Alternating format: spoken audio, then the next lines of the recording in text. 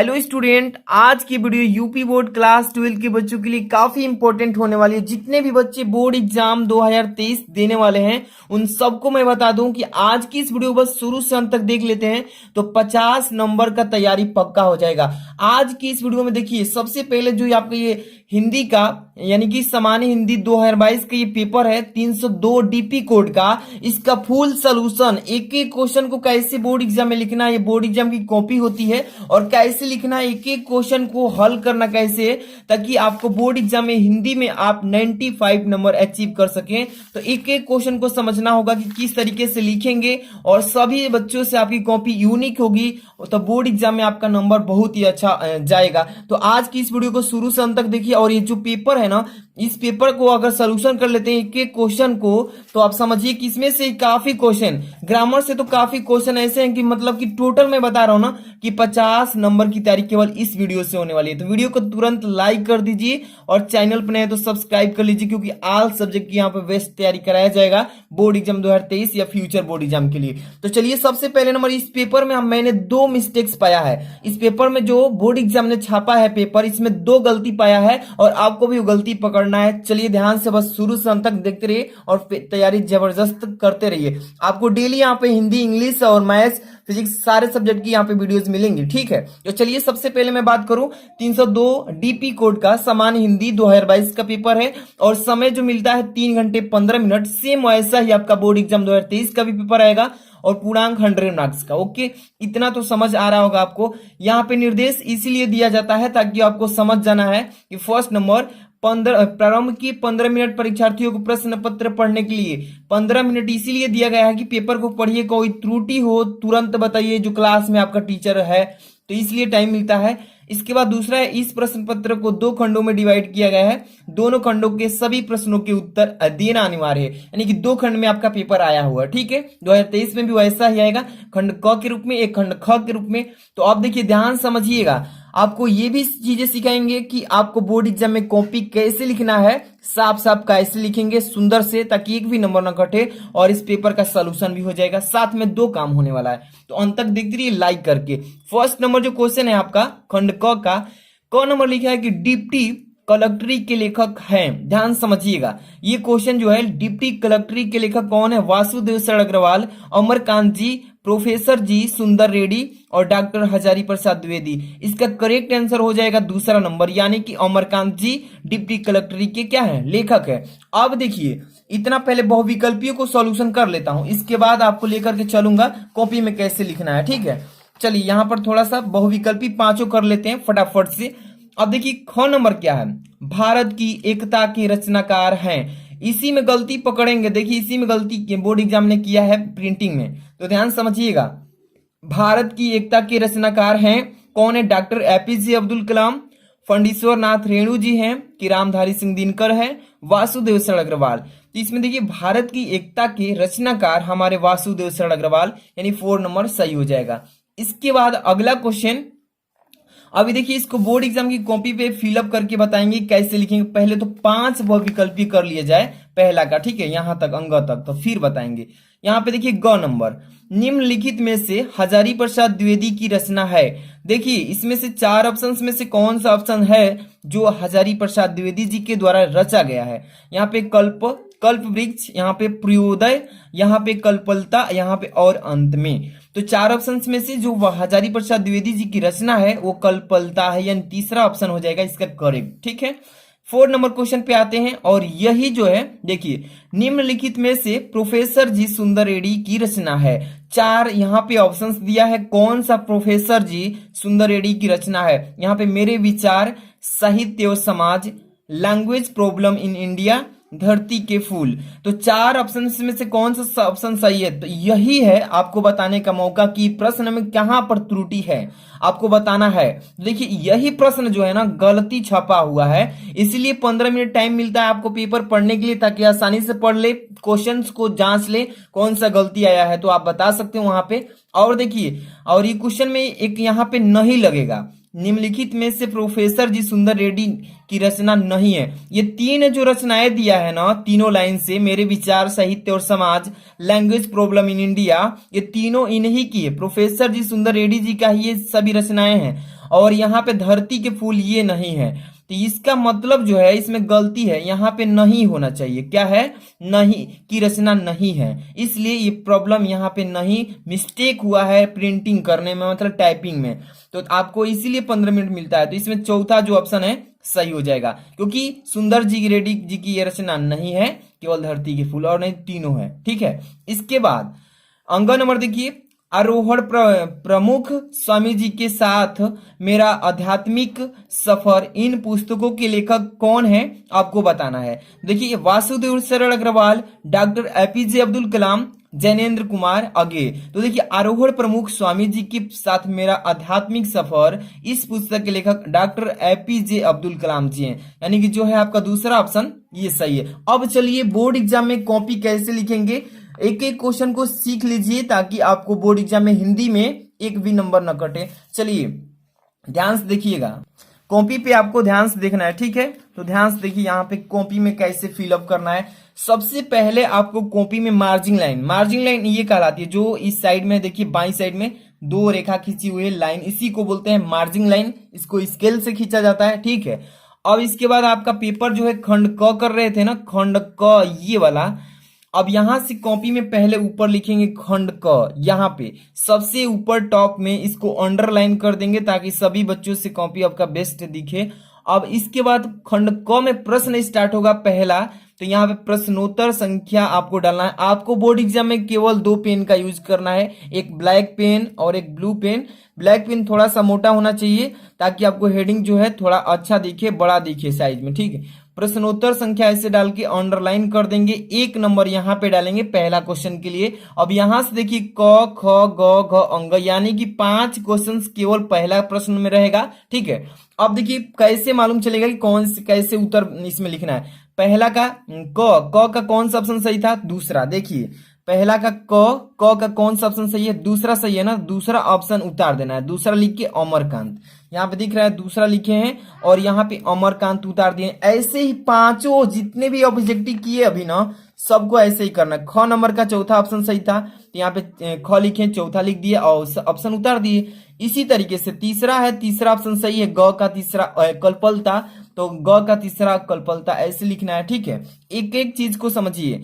घ का देखिए, मतलब कि इसमें तो पेपर में गलती छाप दिया था, लेकिन इस पर किसी भी बच्चे का नंबर नहीं कटेगा, क्योंकि देखिए जो भी बच्चे पेपर दिए थे इस प्रश्न पर एक भी नंबर नहीं कटेगा, क्योंकि क्वेश्चन ही गलती लिखा हुआ था। इस पर सबका नंबर मिलेगा। ठीक है, अगर कोई क्वेश्चन बाय द वे गलती आ जाता है पेपर में तो उस पर नंबर नहीं कटेगा किसी बच्चे का। ठीक है, तो इसका चौथा ऑप्शन सही है, तो यहाँ पर मैंने लिख दिया है चौथा, धरती के फूल। ठीक है, इसके बाद 5 नंबर अंग आरोहण वाला, ये क्वेश्चन अंग का दूसरा सही था ना, तो दूसरा लिख दिया अंग का दूसरा, डॉक्टर एपीजे अब्दुल कलाम।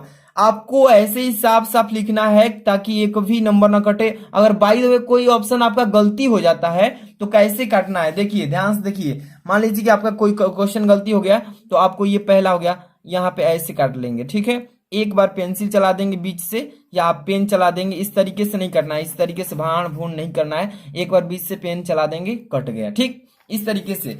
इसके बाद अगला क्वेश्चन को देखेंगे, दूसरा नंबर, ध्यान से समझिएगा।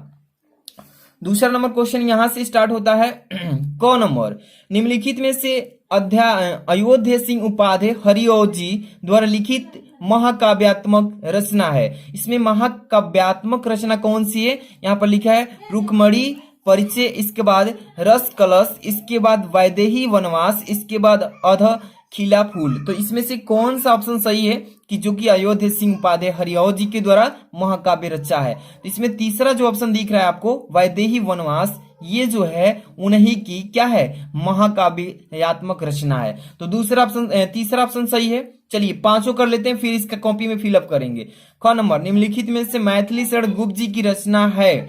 मैथिली शरण गुप्त जी की रचना पूछा गया है, सिद्धराज, कानन, कुसुम, इसके बाद उत्तरा है, इसके बाद दीपशिखा है। चार ऑप्शंस में से कौन सा ऑप्शन सही है? तो पहला जो दिख रहा है आपका, पहला नंबर सिद्धराज मैथिली शरण गुप्त जी की एक रचना है। ठीक है ना, याद करके रखिएगा। एक एक क्वेश्चन आप लोगों के लिए काफी महत्वपूर्ण है, ताकि बोर्ड एग्जाम में कोई भी क्वेश्चन अगर आ जाए तो छूटे ना। ठीक है, जो भी बच्चे वीडियो को लाइक नहीं किए, लाइक कर देना, ताकि आपको पीडीएफ भी हम देंगे इसका पूरा सोल्यूशन के साथ। चलिए ध्यान से देखिए, ग नंबर, अगेय जी को निम्नलिखित में से किस काव्य कृति पर ज्ञानपीठ पुरस्कार मिला था? चलिए, इंद्रधनुष, रौदे हुए ये, हरी घास पर क्षणभर, आंगन के पार द्वार। इसके बाद है चौथा, कितनी नावों में कितनी बार। तो देखिए, कितनी नावों में कितनी बार, ये जो ऑप्शन है ना, यही सही है, क्योंकि अगेय जी ने इसी को काव्य कृति पर ज्ञानपीठ पुरस्कार मिला हुआ था। तो चौथा ऑप्शन सही है। ठीक है, इसके बाद घ नंबर, निम्नलिखित में से दिनकर की रचना है। दिनकर जी की कौन सी रचना है? चार ऑप्शन हैं। फर्स्ट नंबर, शिला पंच चमकीले, दूसरा है परशुराम की प्रतीक्षा, तीसरा है अंधा युग, और चौथा है अनामिका। तो दिनकर जी की कौन सी रचना है इस चारों में से? तो परशुराम की प्रतीक्षा। यहाँ पे जो दूसरा ऑप्शन सही है, ये करेक्ट है। ठीक है, इसके बाद अंग नंबर, दूसरा का अंग क्वेश्चन है, हिमालय निम्नलिखित में से किसकी काव्य कृति है? यहाँ पे चार ऑप्शंस दिए गए हैं, बच्चों ध्यान से समझिए। सुमित्रा नंदन पंत जी की, सूर्यकांत त्रिपाठी निराला जी की, महादेवी वर्मा, अजय शंकर प्रसाद। इसमें से जो देखिए, हिमालय जो है किसकी काव्य कृति है? तो महादेवी वर्मा जी का तीसरा ऑप्शन सही। अब चलिए, इसको कॉपी में कैसे लिखेंगे? जैसे पहला नंबर लिखे थे ना, सेम वैसे ही इसको भी लिखेंगे। तो लेकिन आपको एक चीज ध्यान रखना है कि आपको प्रश्नोत्तर संख्या कैसे डालना है। ठीक, प्रश्नोत्तर संख्या ऐसे डालेंगे, ठीक है ना। आपको ब्लैक पेन से प्रश्नोत्तर संख्या 2 लिखकर यहां से स्टार्ट करेंगे। दूसरा का क, दूसरा का क, ख, ग, घ, अंग, 5 क्वेश्चन इसमें भी है। 5 क का तीसरा सही था, वैदेही वनवास, है ना, वैदेही वनवास तीसरा सही था, तीसरा लिख लिए। ख का देखिए सिरधराज सही था, पहला ऑप्शन सिरधराज। ऐसे ही ग का चौथा लिख लिए, कितनी नावों में कितनी बार, और घ का दूसरा सही था, परशुराम की प्रतीक्षा, और अंग का तीसरा सही था, महादेवी वर्मा। यानी कि जितने भी क्वेश्चंस कराए हैं ना, सबको कॉपी में कैसे लिखना है सिखा दिए। पहला क्वेश्चन सही हो गया, समझ में आ गया, दूसरा भी समझ में आ गया। अब हम चलेंगे क्वेश्चन नंबर तीसरा, जो कि काफी महत्वपूर्ण होता है, और ये पेपर में आता है कितने नंबर का? 10 नंबर का, समझ लीजिए। चलिए, इसको भी हम सिखाएंगे आपको कॉपी पे। अभी एक एक चीज समझते चलिए, ठीक है। चलिए, पहले क्वेश्चन को ध्यान से समझिए, कह क्या रहा है इसमें। हाँ, तीसरा लिखा है इसमें कि दिए गए गद्यांश पर आधारित निम्नलिखित प्रश्नों के उत्तर दीजिए। यहाँ पे 2 गद्यांश दिए रहेंगे, एक ऊपर रहेगा और एक नीचे अथवा के नीचे रहेगा। तो किसी एक ही गद्यांश को आपको करना है, न कि दोनों को करना है। समझिएगा, आपको जो गद्यांश आता होगा वही कीजिएगा। ये कर लीजिए या ये कीजिए, लेकिन आपको 10 नंबर मिलेगा, ठीक है। तो चलिए, पहला नंबर जो दिया है गद्यांश, इसको ध्यान से पढ़िएगा। ध्यान से लिखा है इसमें, पहला, साहित्य, कला, नृत्य, गीत, आमोद प्रमोद अनेक रूपों में राष्ट्रीय जन अपने अपने मानसिक भाव को प्रकट करते हैं। अब लिखा है इसके बाद, आत्मा का जो विश्वव्यापी आनंद भाव है वह इन विविध रूपों में साकार होता है, ठीक है। इसके बाद लिखा है, यद्यपि बाह्य रूप की दृष्टि से संस्कृत के ये बाहरी लक्षण अनेक दिखाई पड़ते हैं, किंतु आंतरिक आनंद की दृष्टि में से उनमें एक सूत्रता है। जो व्यक्ति सहृदय है वह प्रत्येक संस्कृत के आनंद पक्ष को स्वीकार करता है और उसमें आनंदित होता है। इस प्रकार की उदार भावना ही विविध जनों से बने हुए राष्ट्र के लिए स्वास्थ्यकार है, यानी कि स्वास्थ्यकार। अब जैसे इस आपने इस मतलब कि गद्यांश को पढ़ा होगा, आपको तो मालूम चल गया होगा कि कौन से चैप्टर से ये गद्यांश आया है। राष्ट्र का स्वरूप चैप्टर जो है ना आपका, उसी से इसको लाया गया है। और इसमें से देखिए क्वेश्चन कैसे पूछे गए हैं। चलिए क्वेश्चन को पढ़िए। क नंबर, राष्ट्रीय जन अपने अपने मानसिक भाव को किन रूपों में प्रकट करते हैं? ख नंबर, संस्कृत के आनंद पक्ष को स्वीकार करता है। कौन स्वीकार करता है? मानसिक और स्वास्थ्यकर शब्दों के अर्थ लिखिए। रेखांकित अंश की व्याख्या कीजिए। उपयुक्त पाठ के शीर्षक और उसके लेखक के नाम लिखिए। 5 क्वेश्चंस हैं, आपको 10 नंबर मिलेंगे। 2-2 नंबर के प्रत्येक क्वेश्चन है। अगर एक भी क्वेश्चन छोड़ते हैं तो 2 नंबर फिक्स से कट जाएगा। तो पहला कर लेते हैं, दूसरा को छोड़ देंगे, ठीक है। चलिए पहला करेंगे। पहला का पूछा है इसमें प्रश्न, राष्ट्रीय जन अपने अपने मानसिक भावों को किस रूपों में प्रकट करते हैं? सबसे पहले 2 गद्यांश दिया है कि कौन से गद्यांश आप कर रहे हैं। यहाँ पे देखिए पेपर में कैसे लिखना है, एक एक चीज सीख लीजिए। सबसे पहले प्रश्नोत्तर संख्या 3, ठीक है ना। एक चीज समझ में आ गया। संकेत क्यों डालते हैं और ये क्या होता है, समझिए। पेपर है ना, देखिए पेपर में ये पहला गद्यांश, दूसरा गद्यांश, तो आप कौन सा गद्यांश किए हैं, ये जो कॉपी चेक करता है एग्जामिनर, उसको पहचानने के लिए संकेत दिया जाता है। संकेत में मतलब कि देखिए गद्यांश ये कर रहे हैं तो 2-3 वर्ड साहित्य कला नृत्य, जैसे कि साहित्य कला लिख लिए 2-3 वर्ड, अब बीच में डॉट डॉट करके और लास्ट में से आ जाइए राष्ट्र के लिए स्वीकार, इतना बीच में छोड़ दीजिए, लास्ट में आ जाइए, इसको लिख दीजिए यहाँ पर राष्ट्र के लिए स्वीकार है। ठीक है, इस तरीके से लिखने से क्या फायदा है, एग्जामिनर पता कर लेगा कि कौन सा गद्यांश आप हल किए, इसलिए संकेत डालना जरूरी है, एक भी नंबर नहीं करता है। ठीक है, अब देखिए पहला प्रश्न, राष्ट्रीय जन अपने अपने मानसिक भाव को किन रूपों में प्रकट करते हैं, तो पहला प्रश्न का उत्तर ध्यान समझिए, क नंबर ऐसे डालेंगे, क नंबर कर रहे हैं ना, तो क नंबर, साहित्य कला नृत्य आमोद प्रमोद के अनेक रूपों में राष्ट्रीय जन अपने अपने मानसिक भाव को प्रकट करते हैं। समझ में आ रहा है ना, फिर से एक बार समझिए क्या कह रहा है इस प्रश्न में कि साहित्य कला नृत्य आमोद प्रमोद अनेक रूपों में राष्ट्रीय जन अपने अपने मानसिक भाव को प्रकट करते हैं, बस यही प्रकट करते हैं। इसके बाद संस्कृत के आनंद, ख नंबर पढ़ रहे हैं, ध्यान समझिए कि संस्कृत के आनंद पक्ष को कौन स्वीकार करता है, यहाँ पे ख नंबर लिखेंगे इस तरीके से, और क्या लिखना है कि सहृदय मतलब हृदय जुड़ा हुआ हो, इसमें सहृदय व्यक्ति प्रत्येक संस्कृत के आनंद पक्ष को स्वीकार करते हुए उससे आनंदित होता है। इस प्रश्न का उत्तर इस तरीके से हो जाएगा।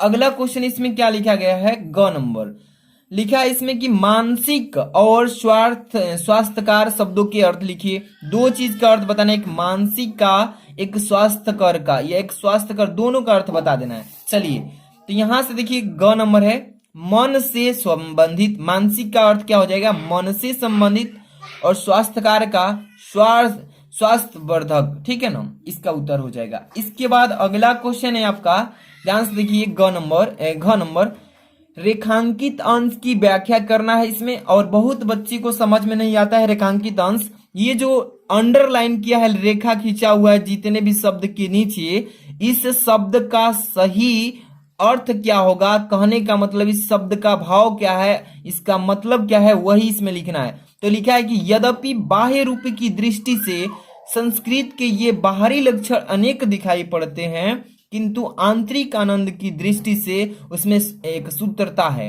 इसी का अर्थ बताना है, इसी को बोलते हैं रेखांकित अंश की व्याख्या।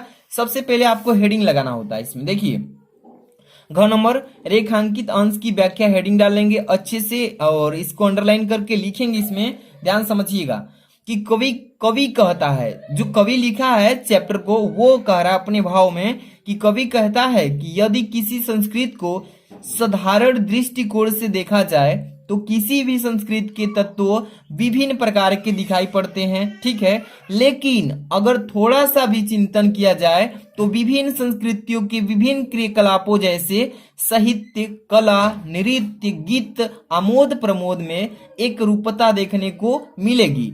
आंतरिक आनंद की दृष्टि से इसमें एक सूत्रता दिखाई देती है, यानी सूत्रता होती है। तो इतना ही अंडरलाइन का मतलब हुआ, इतना ही भाव हुआ, इतना लिख देंगे, कंप्लीट हो जाएगा रेखांकित अंश।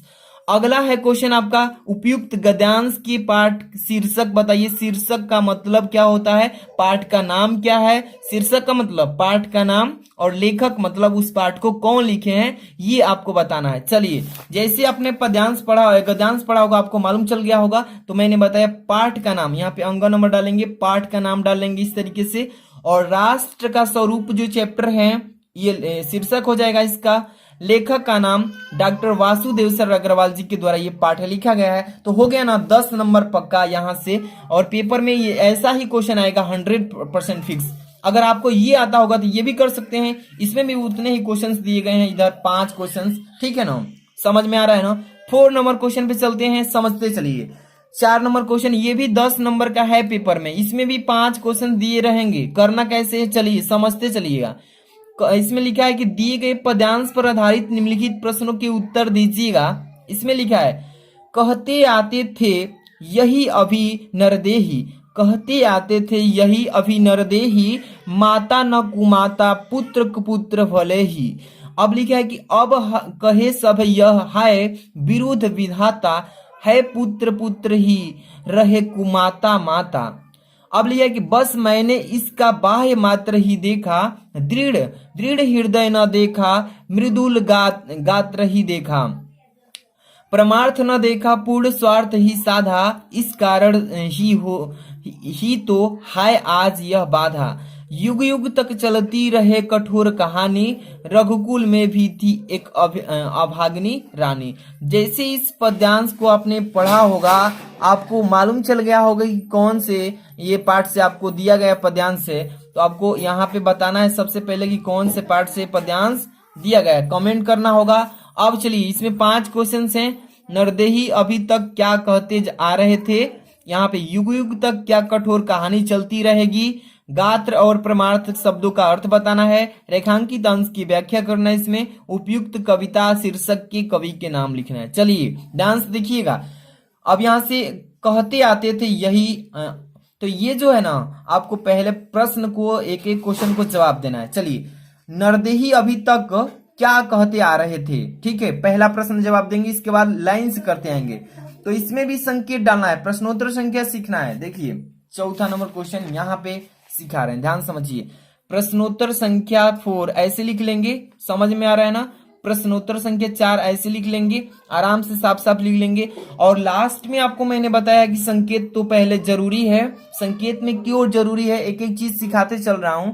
संकेत ये इसलिए डाला जाता है कि 2 पद्यांश दिया रहेगा, एक तो ये दिया रहेगा, एक इधर अथवा में भी, अथवा यहाँ पे लिखा है ना, देखिए देखिए यहाँ पे अथवा लिखा है, इसके बगल में जब चलेंगे तो यहाँ पे एक और पद्यांश दिया है, ठीक है, कि यह मनुज जो सृष्टि पर श्रृंगार, ज्ञान का वह विज्ञान का आलोक का आगार। तो आप जो भी करने के लिए सक्षम है, जो भी आपको आ रहा होगा वही कर लीजिएगा। आपको ये आ रहा है तो ये कर लीजिए, और पहला आ रहा है तो पहला कीजिए। तो पहला ही मैं बताते चल रहा हूं, संकेत डालिए। संकेत में मैंने बताया है ना, वैसे ही गद्यांश वाला में, जिससे पद्यांश में कहते आते थे, देखिए कहते आते थे, डॉट डॉट कर लीजिए, लास्ट में से एक अभागिनी रानी, एक अभागिनी रानी, ठीक है, संकेत हो गया। पहला प्रश्न जो पूछा है इसमें उत्तर लिखेंगे, नरदेही अभी तक क्या कहते आ रहे थे, नरदेही क्या कहते आ रहे थे, उत्तर चौथा का क, ठीक है।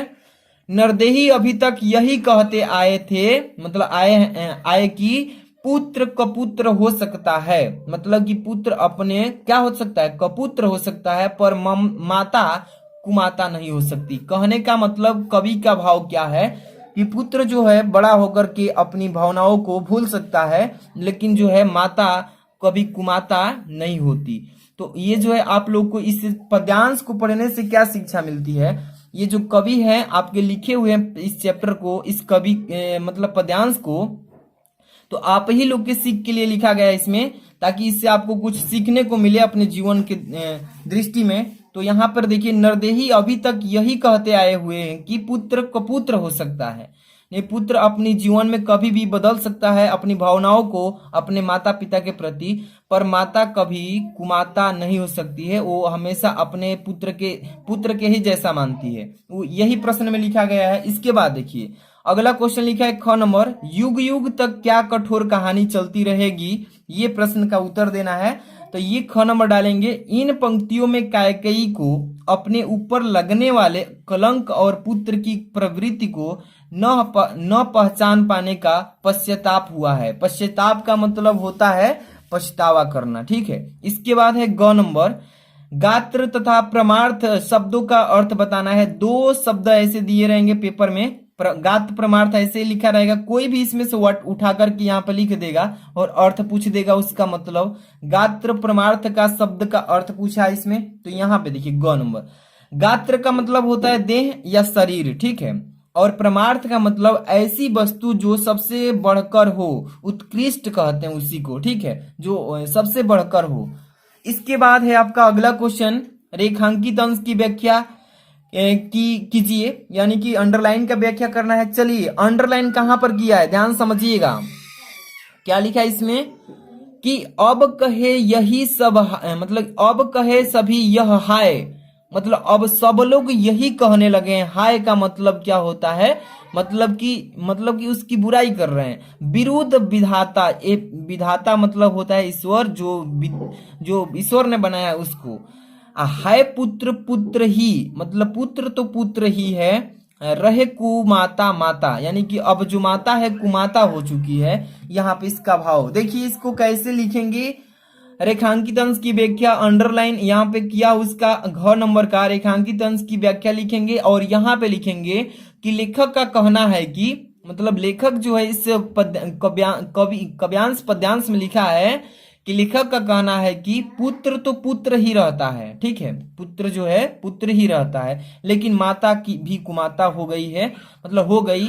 लोग कहते हैं भगवान से विरुद्ध की बातें, ठीक है। इस पद्यांश का रेखांकित अंश ऐसे लिख देंगे, ज्यादा कुछ नहीं लिखना इसमें। अंग नंबर उपयुक्त कविता का शीर्षक, शीर्षक का मतलब बताए ही है कि किस पाठ से इसको लिखा गया है, कवि कौन कवि है जो इस पाठ को लिखे हैं, वही लिखेंगे तो 2 नंबर फिक्स हो जाएगा, ठीक है ना। चलिए इसका आंसर देख लीजिए। अंग नंबर पाठ का शीर्षक कैकेयी का अनुताप, जो कैकेयी का अनुताप चैप्टर है आपका, उसी चैप्टर से इस पद्यांश को दिया गया है। और पाठ के लेखक कवि कौन है, तो मैथिली शरद गुप्त जी हैं। इतना लिख देंगे, 2 नंबर तो इसी पर मिल जाएगा। ऐसे ही कॉपी में फिलअप करना है बोर्ड एग्जाम में, एक भी नंबर अगर नहीं कटना चाहते हैं तो। अब देखिए लास्ट में बताएंगे कि आप इसका पीडीएफ भी कैसे ले सकते हैं, क्योंकि पीडीएफ भी रेडी करके रख दिया गया है आप लोग के लिए। काफी इसमें हार्ड वर्क करना पड़ता है, इसको टाइपिंग करने में, लिखने में आप लोग के लिए। तो यहाँ पे देखिए आप लोग को इंग्लिश की भी ऐसे सोल्यूशन करा देंगे, जो बोर्ड एग्जाम का पेपर आया है उसका मैं सोल्यूशन वीडियो अपलोड करने वाला हूँ बहुत जल्दी। इसको ज्यादा से ज्यादा लाइक और शेयर करना है अन्य फ्रेंड्स में, जितने भी बच्चे व्हाट्सएप पे जुड़े हैं आप सबके साथ में, सबके पास वीडियो का लिंक शेयर कर दीजिए ताकि उनको जानकारी मिले। आगे चलिए 5 नंबर क्वेश्चन पे चलते हैं, ध्यान समझिएगा। 5 नंबर क्वेश्चन, ये क्वेश्चन जो है इसमें 2 क्वेश्चन पूछे जाते हैं, एक क के रूप में एक ख के रूप में, ठीक है। अब देखिए इसमें 5 नंबर का क और ख ये दोनों मिलकर के 10 नंबर के आते हैं। देख लीजिए 5 नंबर ऊपर 5 नंबर नीचे, यानी कि 10 नंबर। और क्या इसमें करना होता है समझिए कि निम्नलिखित में से किसी एक लेखक का साहित्यिक परिचय देते हुए उनकी प्रमुख कृतियों का उल्लेख कीजिए और अधिकतम शब्द का सीमा दिया है 80 शब्द में। यानी कि 3 यहाँ पे दिया है, 1 2 3, 3 ये लेखक हैं और लेखक का नाम लिखा हुआ है और इन्हीं लेखक के जीवन परिचय किसी एक का देना है, और वो भी ज्यादा नहीं 80 शब्दों में देना। 5 नंबर पाइएगा, 3 नंबर जीवन परिचय पर पाइएगा और 2 नंबर जो है साहित्यिक परिचय पर। तो जरूरी है साहित्यिक परिचय भी देना। देखिए प्रोफेसर जी सुंदर रेड्डी, डॉक्टर हजारी प्रसाद द्विवेदी, वासुदेव शरण अग्रवाल। मैंने तो इसमें डॉक्टर हजारी प्रसाद द्विवेदी का बहुतों बार ने इनका जीवन परिचय लिख दिया है। शॉर्टकट में कैसे लिखेंगे, इनका वीडियो का डिस्क्रिप्शन में लिंक पड़ा हुआ है, देख लीजिएगा बाद में। अभी हम इस वीडियो में आपको प्रोफेसर जी सुंदर रेड्डी का जीवन परिचय, साहित्यिक परिचय दोनों बताएंगे ताकि 5 नंबर अचीव कर सकें। इसके बाद अभी अगला क्वेश्चन भी देखेंगे। चलिए यहाँ पे चलिए ध्यान समझते चलिए कि क्वेश्चन को बारीकी से। प्रश्नोत्तर संख्या लिखा है ऊपर, प्रश्नोत्तर संख्या 5। एक चीज मैंने इसमें छोड़ दिया, नोटिस कीजिए आप भी और बताइए क्या छोड़ा है मैंने। प्रश्नोत्तर संख्या के बाद मैंने क्या छोड़ा है आप भी बताइएगा कमेंट करके। 5 और क यहाँ पे छोड़ दिया हूं, ठीक है। 5 का क कर रहे हैं ना, क्योंकि देखिए ख भी है, 5 का क ख, तो मैंने यहाँ पे 5 का क छोड़ दिया है, 5 का क और पहला ऑप्शन कर रहे हैं प्रोफेसर जी सुंदर रेड्डी, तो 1 डाल दिया हूं, यहाँ पे क छोड़ दिया हूं। तो आप ऐसी गलती मत कीजिए, ताकि आपको एक एक चीज यहाँ पे इसलिए छोड़ा हूं ताकि वहां पे सतर्क होने की जरूरत है, ठीक है। अब प्रोफेसर जी सुंदर रेड्डी हेडिंग डालेंगे सबसे ऊपर, क्योंकि उन्हीं के बारे में लिख रहे हैं। अब चलिए जीवन परिचय हेडिंग यहाँ पे डालेंगे। और 2 चीज इसमें ध्यान देना है कि जीवन परिचय कभी भी आप किसी का भी लिखिएगा तो उनका जन्म किस सन में हुआ था, उनके जीवन में कौन कौन सी पढ़ाई, कितने मतलब डिग्रियां हासिल की हैं, कहाँ के रहने वाले, उनका बचपन का नाम, माता का पिता का नाम, मृत्यु किस सन में हुआ, यही चीज को किस पेन से लिखना है, ब्लैक पेन से। चलिए डांस देखिए, जीवन परिचय हेडिंग हो गया। इसके बाद अब लिखेंगे इसमें कि प्रोफेसर, यहाँ पे प्रोफेसर रेड्डी जी का जन्म सन 1919 ईस्वी में, ध्यान समझिए, प्रोफेसर जी रेड्डी का जन्म किस सन में, 1919 में। इसको ब्लैक से क्यों लिखे हैं कि एग्जामिनर इस पर आकर्षित हो और समझे कि बच्चा बहुत ही अच्छा जानकार है और आपको एक भी नंबर नहीं काटेगा, 100% कर रहा हूं। इसको ब्लैक पेन से लिख दीजिएगा क्योंकि इस जन्म सन है, ठीक है। 1919 ईस्वी में आंध्र प्रदेश में, किस प्रदेश में, आंध्र प्रदेश में हुआ था। इनकी प्रारंभिक शिक्षा, प्रारंभिक का मतलब जानते हैं ना, शुरुआती शिक्षा बोलते हैं, संस्कृत और तेलुगु में हुई थी। किस किस भाषा में पढ़े हैं? संस्कृत में भी पढ़े थे और तेलुगु भाषा में भी पढ़े थे। आगे देखिए, और उच्च शिक्षा हिंदी में सबसे ज्यादा कौन सी भाषा में मतलब कि उच्च शिक्षा लिए हैं? हिंदी में लिए हैं। कई वर्षों तक थे, मतलब कि उच्च शिक्षा है, मतलब कि हिंदी से ही कई वर्षों तक उच्च शिक्षा में प्रस्थान किए थे। आंध्र विश्वविद्यालय के हिंदी विभाग के अध्यक्ष भी रह चुके हैं। कौन से विश्वविद्यालय के? आंध्र विश्वविद्यालय के हिंदी विभाग के अध्यक्ष रह चुके हैं, यानी रहे हैं। इनका निधन का मतलब होता है मृत्यु। इनका मृत्यु जो है सन 2005 ईस्वी में हो गया, तो बहुत ही तत्कालिक मृत्यु है, लेकिन 2005 की बात है। तो इतना ही चीजें जो है इंपॉर्टेंट होती है, इतना अगर लिख देते हैं पूरा, मतलब कि जो मेन होता है ना जीवन परिचय में, उतना लिख देंगे तो आपको 3 नंबर इसी पर मिल जाएगा। 3 नंबर समझ लीजिए। अब बात करते हैं कि इनका जीवन परिचय पर तो 3 नंबर मिल गया। अब 2 नंबर की बात है ना, तो वो साहित्यिक परिचय से मिलेगा। किससे? साहित्यिक परिचय से। समझ लीजिए, साहित्यिक परिचय हेडिंग डाल लेंगे ऐसे: हिंदी के विकास और प्रगति में प्रोफेसर जी सुंदर रेड्डी का सराहनीय योगदान है। हिंदी के जाने माने लेखक के रूप में प्रोफेसर जी सुंदर रेड्डी ने अनेक ग्रंथों की क्या किए हैं? अनेक ग्रंथों की रचना करके हिंदी भाषा पर अपने अधिकार का परिणाम दिया है। अपने अधिकार का पूरा अधिकार जमा कर उसमें परिणाम भी दे दिया है, रिजल्टेड किया है उन्होंने। इसके बाद देखिएगा, उन्होंने हिंदी भाषियों, जो हिंदी का भाषा बोला जाता है उसके प्रति, उन्होंने हिंदी भाषियों के लिए तमिल, तेलुगु, कन्नड़ और मलयालम साहित्य की रचना की है। ठीक है, कितने भाषाओं में? तमिल के, तेलुगु के, कन्नड़ और मलयालम साहित्य की रचना की है। आगे देखिए, तेलुगु भाषी होते हुए भी इन्होंने हिंदी भाषा में रचना करके उन्होंने एक श्रेष्ठ उदाहरण प्रस्तुत किया है। तो ये हो जाएगा इनका साहित्यिक परिचय। थोड़ा सा इनका और रचना भी लिखना होता है, थोड़ा सा रचना लिख देते हैं ताकि अच्छा से पूरा जीवन परिचय कंप्लीट हो जाए। ठीक है, चलिए, रचनाएं उनकी कौन कौन सी है ध्यान समझिएगा। उनकी रचनाएं निम्न प्रकार से हैं। कौन कौन? पहला नंबर साहित्य और समाज। साहित्य और समाज उनकी पहली रचना हो जाएगी। दूसरा है मेरे विचार, उन्हीं का है, ठीक है, रचना। तीसरा है शोध और बोध। शोध और बोध जो है उन्हीं की रचना है। और 4 number language problem in India आदि, मतलब कि उनकी बहुत सारी रचनाएं हैं, तो 2-4 से लिख देंगे, कंप्लीट हो जाएगा उनकी कंप्लीट रचना। 2 नंबर इस पे मिल जाएगा। ठीक है ना। इसी तरीके से कॉपी बोर्ड एग्जाम में लिखेंगे। थोड़ा मैं इसमें टाइम देकर लिखा हूं, थोड़ा अच्छे से आप लोग भी बोर्ड एग्जाम में 100% स्कोर करना चाहते हैं तो अभी से तैयारी में लगे रहिए, धीरे धीरे ही सफलता मिलती है। तो यहाँ पे देखिए अच्छे से लिखिएगा बोर्ड एग्जाम में। 6 नंबर चलिए 5 का, निम्नलिखित में से किसी एक कवि का साहित्यिक परिचय देते हुए उनकी प्रमुख कृतियों का उल्लेख कीजिए। अधिकतम शब्द का सीमा है 80 शब्दों में लिखना है। ठीक है ना। इसमें 3 दिए हैं, अयोध्या सिंह उपाध्याय हरिओ जी, दूसरा है सुमित्रा नंदन पंत, तीसरा है रामधारी सिंह दिनकर जी का। तो मैं यहाँ पे देखिए सुमित्रा नंदन पंत जी का बता रहा हूँ, क्योंकि ये नहीं बताने का कारण क्या है कि इसका वीडियो ऑलरेडी बना दिया हूँ, बहुत सारी वीडियोस बनाया हूँ जिसमें अभी इनको नहीं बनाया था, तो इसी में कंप्लीट करा देता हूँ। ठीक है ना। सुमित्रा नंदन पंत, इनका भी जीवन परिचय साहित्यिक परिचय देना है। ये कवि है और ऊपर वाले लेखक हैं, तो ध्यान से लिए। यहाँ पे देखिए उनका भी जीवन परिचय लिखने के लिए सिखा रहे हैं। प्रश्नोत्तर संख्या 5 का ख, इसमें देखिए 5 का ख लिखा है ना, लेकिन उसमें 5 का क नहीं लिखा था। यहाँ पे 5 का ख और कौन कर रहे हैं, तो देखिए दूसरा है ना सुमित्रा नंदन पंत। चलिए दूसरा लिखे है ना, सबसे ऊपर लिखे सुमित्रा नंदन पंत। ठीक है ना, क्योंकि इन्हीं के विषय में, इन्हीं के जीवन के विषय में परिचय करेंगे हम। सबसे पहले जीवन परिचय हेडिंग डालेंगे, इसके बारे में क्या लिखेंगे कि प्रकृत के सुकुमार, देखिए ध्यान से, प्रकृत के सुकुमार कवि सुमित्रा नंदन पंत जी का जन्म सन 1900 ईस्वी में हुआ था। कौन से सन में? सन 1900 में, पूरे 1900 सन में हुआ था। और ये हम आपको ब्लैक पेन से लिखे हैं, सन जो जन्म हुआ था उसी सन का। सन 1900 में अल्मोड़ा, कौन से में? अल्मोड़ा के निकट कौसानी है, कौसानी नामक ग्राम में हुआ था।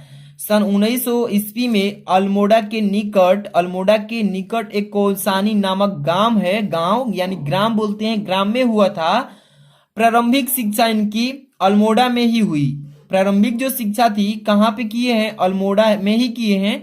और बचपन का नाम इनका था गुनसाई दंत। क्या नाम था इनका, बचपन का नाम लोग क्या पुकारते थे, गुनसाई दंत था।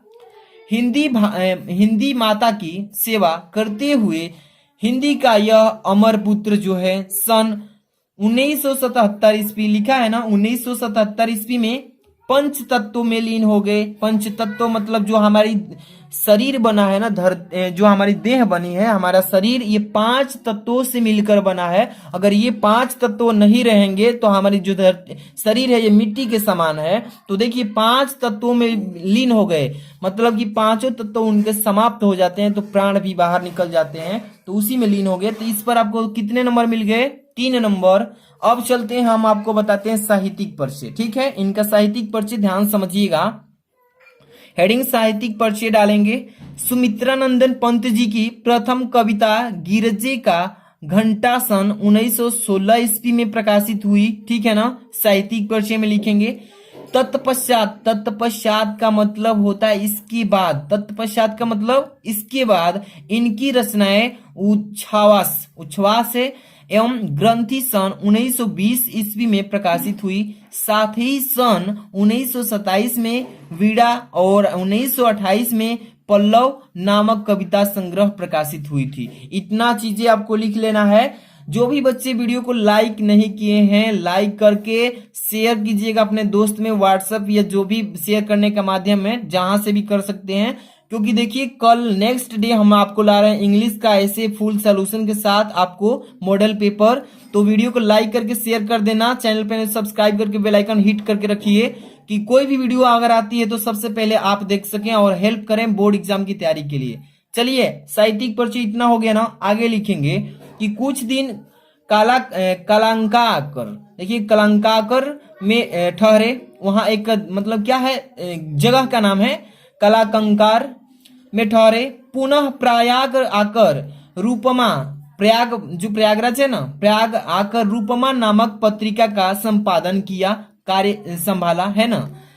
अब देखिए काला और बूढ़ा चांद पर साहित्य अकादमी चिदम्बरा नामक कृत्य पर ज्ञानपीठ पुरस्कार प्राप्त भी किया है इन्होंने। तो आपको इतने ही चीजें साहित्यिक परिचय में लिखना है। थोड़ी सी इनकी रचनाएं भी आपको दिखा देते हैं क्योंकि लिखना जरूरी है। पेपर में आप रचना भी 2-3 ठे लिख देंगे तो आपको नंबर नहीं कटेगा, लेकिन लिखना जरूरी है।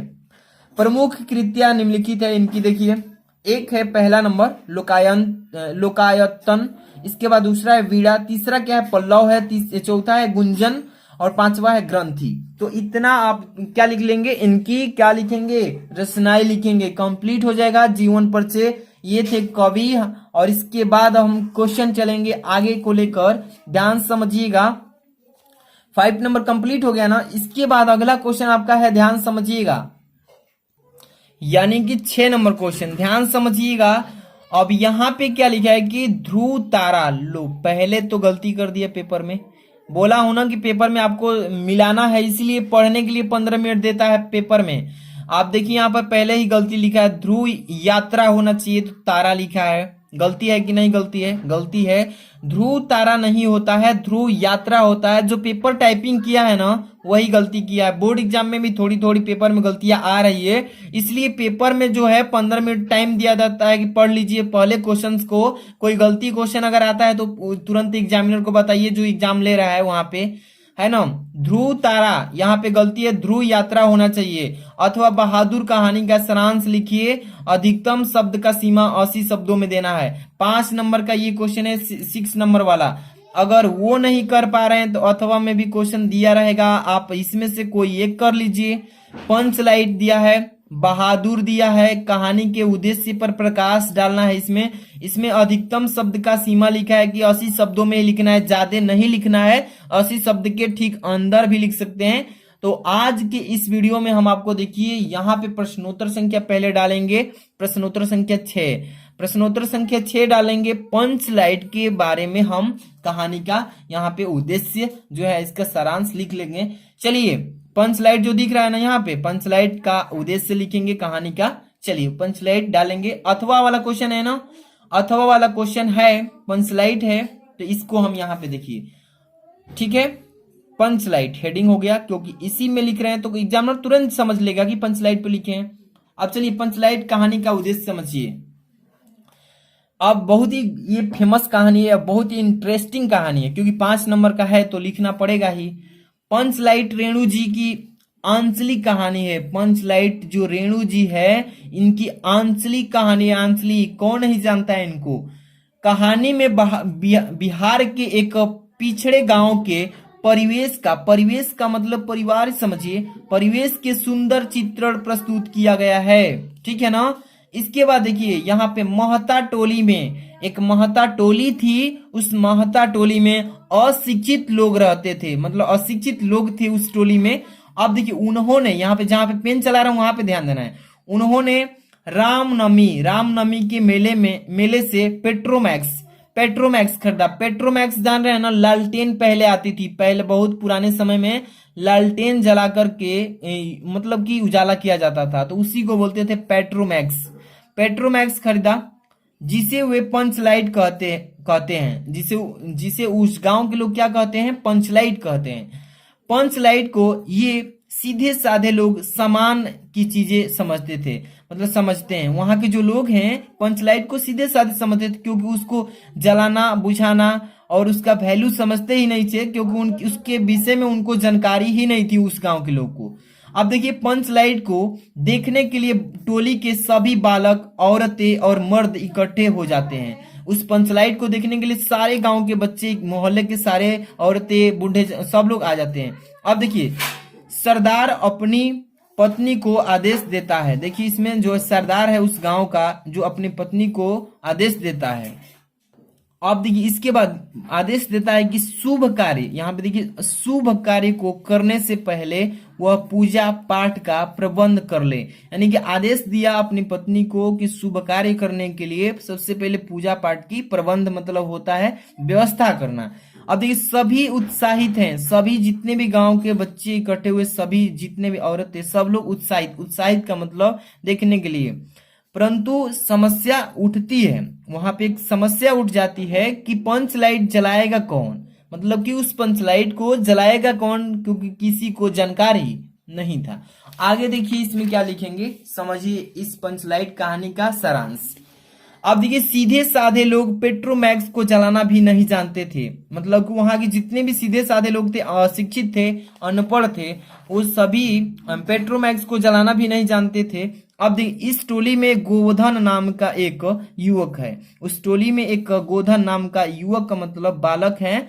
गांव की मुनरी, यहाँ पे देखिए एक मुनरी नामक एक युवती से प्रेम करता है। गांव की जो एक मुनरी नामक इस युवती है उससे प्रेम करता है।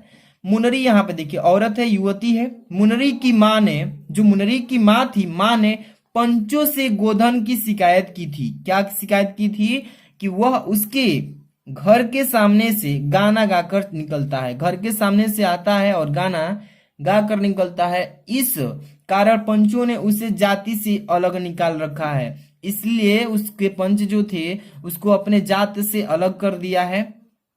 अब देखिए मुनरी को पता है कि गोधन जो युवक है उसको पंचलाइट जला सकता है, वो पंचलाइट को जला सकता है। वह चतुराई से पंचों तक यह बात बता देती है, पर चतुराई करती है कि पंचलाइट जला कौन सकता है, गोधन ही जला सकता है। पंच गोधन दोबारा जाति में शामिल कर लेती है। जो पंच है वहां उस ग्राम के उसको दोबारा फिर से गोधन को शामिल कर लेती है अपने जाति में। इसके बाद मुनरी की माँ गुलरी, देखिए मुनरी की जो माँ गुलरी नाम था उसका, काकी प्रसन्न होकर गोधन को शाम के भोजन का निमंत्रण भी कर देती है, पंचलाइट जला देता है इसके कारण। अब देखिए पंच भी अधिक उत्साहित होकर गोधन को कह देते हैं तुम्हारा 7 खून माफ। इसका मतलब कि जो है जन्म जन्म के लिए जो क्या है उसको माफ कर देते हैं। अब देखिए खूब गाओ सलीम का गाना, कह रहे हैं पंच वहां के कि खूब गाओ सलीम के गाना। पंचलाइट की रोशनी में लोग भजन कीर्तन करते हैं। जब वो गोधन जो है पंचलाइट को जला देता है तो वहां के जो लोग हैं, जनता है, वो क्या करती है, उसकी रोशनी से लोग भजन कीर्तन करते हैं। अब देखिए कहानी का कथानक सजीव है, जो कहानी का कथानक है वो सजीव है, यानी कि अभी भी जिंदा है। इस कहानी में आंचलिक जीवन का सजीव झांकी प्रस्तुत की गई है। तो आपको मैंने बता दिया है टोटल की इतना लिख देंगे, 80 शब्दों में 5 नंबर मिल जाएगा, ठीक है। इसके बाद आता है 7 नंबर क्वेश्चन। 7 नंबर जो क्वेश्चन है ना, स्वपठित खंड काव्य के आधार पर किसी खंड काव्य के एक प्रश्न का उत्तर देना है, और ये भी 80 शब्दों में 5 नंबर का आता है। और ये जो क्वेश्चन 7 नंबर वाला है ना, आपके ही जिले का है, ठीक है। आपके ही जिले का मतलब किस जिले से आप हैं उसके अनुसार इसमें क ख ग तीन भी इधर देखे ना, ग घ अंग च, मतलब 6 क्वेश्चंस, 6 क्वेश्चन हैं। आप किस जिले से हैं, आपके जिला वाइज ही क्वेश्चन आता है। 7 नंबर, 7 नंबर आपके जिला वाइज जाएगा। आप किस जिले से हैं तुरंत कमेंट बॉक्स में जाइए और कमेंट कीजिए कि सर मैं इस जिला से हूं, आप मेरे लिए 7 नंबर क्वेश्चन बता दीजिए इंपॉर्टेंट, ठीक है। मैं तुरंत रिप्लाई करूंगा, है ना। ये क्योंकि हर एक जिले का है तो मैं बता नहीं सकता हूं कि आप ये याद कर लीजिए कोई बलिया से है, कोई मतलब गाजीपुर, मतलब हर एक जिला से है। तो इस तरीके के जिले से हैं तो मैं किसको किसको बताऊं, कमेंट कीजिए। इसके बाद है आपका अगला क्वेश्चन खंड ख, और ये खंड ख जो है ग्रामर से आता है, व्याकरण से आता है। इसका जो है खंड ख का अगले दिन वीडियो में हम इसको सॉल्यूशन के साथ लाएंगे।